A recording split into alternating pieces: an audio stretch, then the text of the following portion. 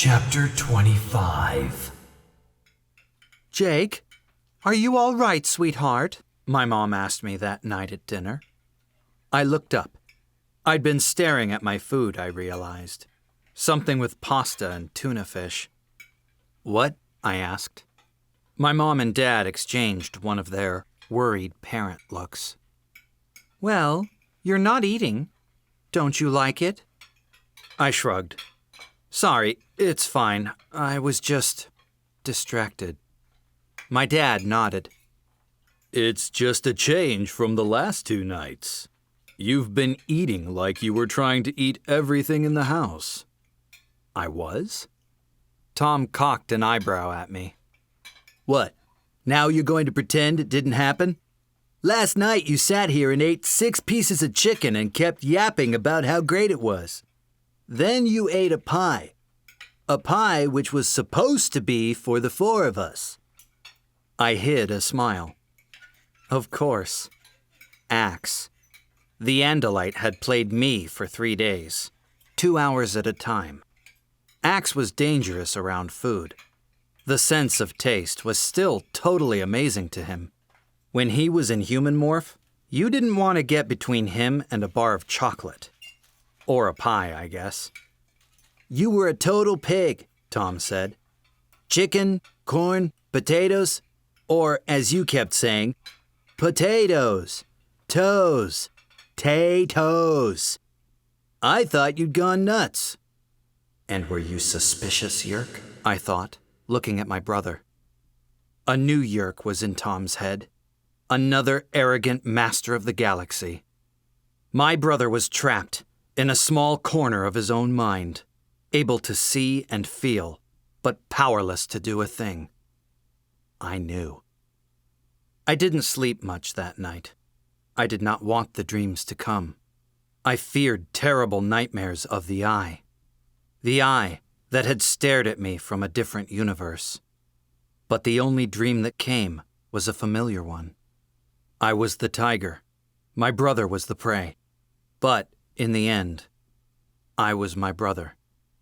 And he was me. On the news that night, there was a small report on the closing of the new hospital. There was no explanation, but I knew what had happened. The Yerks knew their plan was blown. They understood that we knew about it. We had hurt them pretty badly, but I knew better than to celebrate.